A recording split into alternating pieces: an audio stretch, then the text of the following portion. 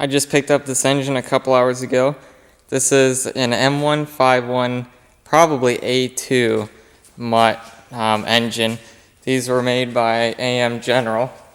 And this is the same engine that is in the Submarine Jeep. I had a guy call me, responded to my Craigslist ad, said that he had some parts available. So I didn't see any pictures of it or anything. I just knew that he had an engine. He only wanted $200 for it. And this is what you call a power pack. They designed it where the engine, bell housing, the training and transfer case are actually one unit. The transfer case is at the bottom of it. And these are also supposed to have radiators on them, but they lift out of the mutts as one piece. And he said they had a power pack for sale. So I went, picked that up, some other miscellaneous parts. And my main reason for buying this was because the transfer case and the tranny are very, very nice. I didn't know this when I bought it, but I knew that mine was pretty much trashed and I could not get it to shift into first or second gear. But I picked this up. That all looks good. And I hooked up some batteries and I did a compression test on it. And we have 95 pounds, 90, 105, 105. It was probably manufactured mid-70s. It's got to be after 1974 because of the EPA sticker on here, which was when the Clean Air Act was passed. But what I've got going here to test run it is this is a 24-volt system, and I have a ground hooked up to the engine, to the ground on the battery, and then the positive on this one to the ground on this one. And the positive on this one is what runs everything. This big wire I'm just touching the starter with, and then this wire hooks up into the distributor. And since these are all waterproof engines, they're sealed very well.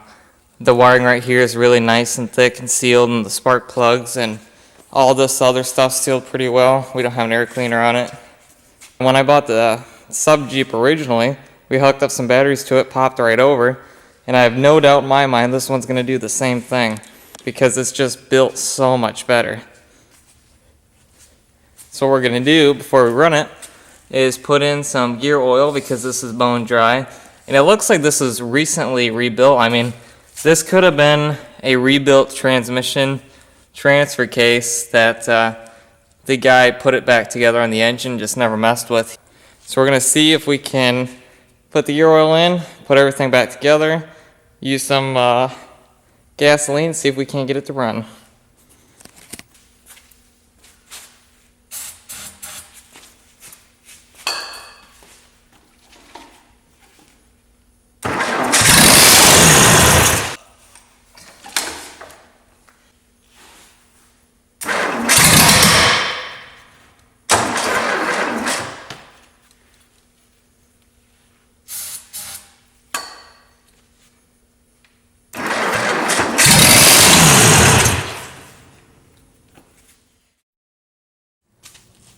This is what the tranny in the Mutt currently looks like.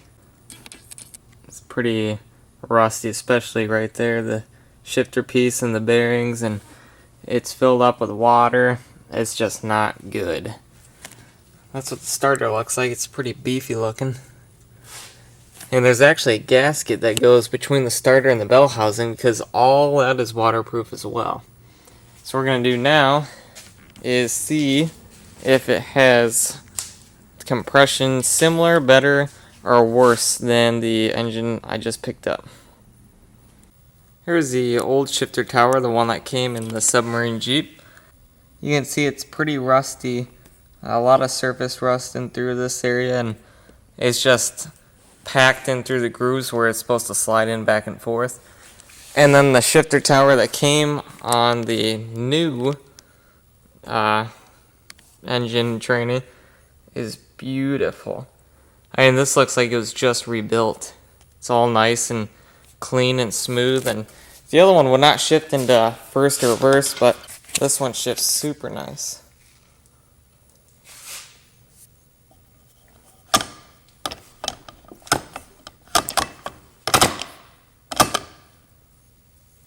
So that's nice. that's all going to add up in the end with the project. Just one less thing I've got to do. A rebuilt training's worth $500 at least. Yep, goodbye to that one. Alright, we got the sub Jeep all hooked up with the batteries, and we're going to see what the compression is on each cylinder.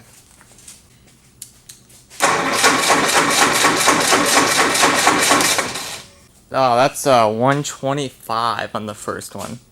Cylinder number 2.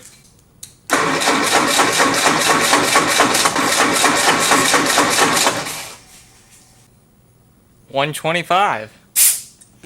Cylinder number 3.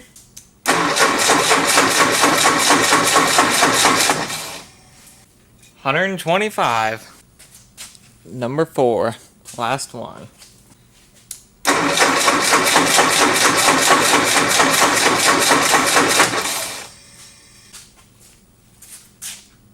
125. So this one is better in all 4 cylinders than the one that I just got. So this engine is probably a lot healthier. The only thing that I don't like about this one is that it smokes so bad it makes you want to choke. So we'll have to look into that. It's a kind of a blackish smoke. Here is the Submarine Jeep as it currently sits. This is a 1946 CJ2A is what it used to be. The guy I bought it from told me that when he picked it up, he bought it from the original family, and that his grandpa told all the kids that he bought it in a crate after the war, which is impossible. Around the Vietnam area, the grandpa bought a M151 Mutt power pack, and he installed it in the Jeep. The family was living in Colorado, and they used the Jeep for plowing quite a bit, which is why the frame is pretty much toast on the front here. I mean, it's all cobbled up, and this side is just as bad. If you actually look down here, the whole frame is bent down. I mean, this should be sitting about here. So what I'm probably going to have to do is change the frame on this, because this cobble goes all the way back to here. And I know where there's a really nice sandblasted and primed frame sitting, so I'll probably do that instead. Because I have to pull the engine and tranny out anyways, so that I can put the new tranny on this engine, since we found out that this one had 125 foot-pound compression across all 4 cylinders. So this engine's decently healthy. I think I was reading online, a rebuilt Mutt engine will make about 140 to 150, so this thing has got tons of life in it. Another thing that I'm going to do is the intake I'm going to run out to this side and out of the snorkel hole in the hood there. And then the exhaust, unfortunately, is on the same side as the intake, but I'm going to run the pipe out over here, and then it's going to go up through a roll cage that I'm going to make. So it's going to have snorkel in the intake and the exhaust, and I'm going to take this fan off, and we're going to put a polar fan on there, so it'll pull the air from behind the radiator, because pusher fans just don't look good to me sitting on the front. I'm going to swap the generator off the other engine onto this one, get rid of this alternator here. It'll be nice once the whole power pack is out of the Jeep, and then we're going to put one together out of the 2 to make parts out of and paint it up pretty nice. And then since we'll have a sandblasted frame and primed already, I'll take the axles and clean those up the best I can. And I have front disc brakes bought for this, because the drums just do not do well in the mud. What happens is you go through the mud and it gets clogged in there in between the shoes and the drums itself, and they just quit working. So that'll be just an upgrade for safety. We're going to leave the rears the 9-inch, because a Jeep with 9-inch drums will lock up the tires. So there's no need to upgrade those. So far in between school, I've made this whole floor. The other one was decently shot and rotted away. You can almost fall through on that side. So I decided to just do the entire thing at once.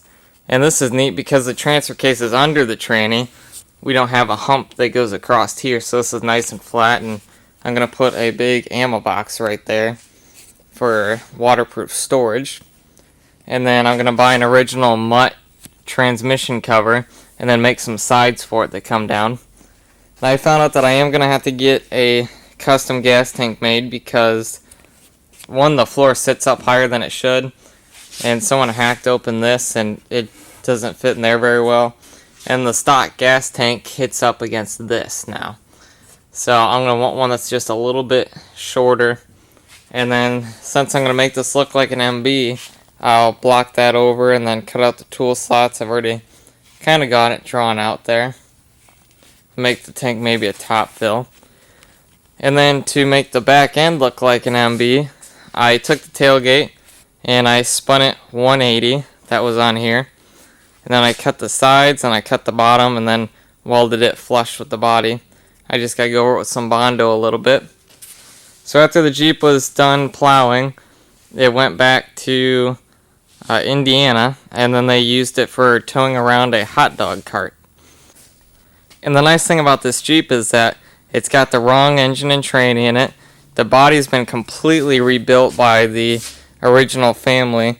The cowl is still original, but everything else is all handmade. The whole rear floor is handmade. And the body itself has been handmade, because if you look at pictures of Jeeps on the internet, there's just some slight differences in it. And the thing has a 1/4 inch of bond over the whole body. I mean, when I was messing with these patch panels, I was actually catching fire all the way around here.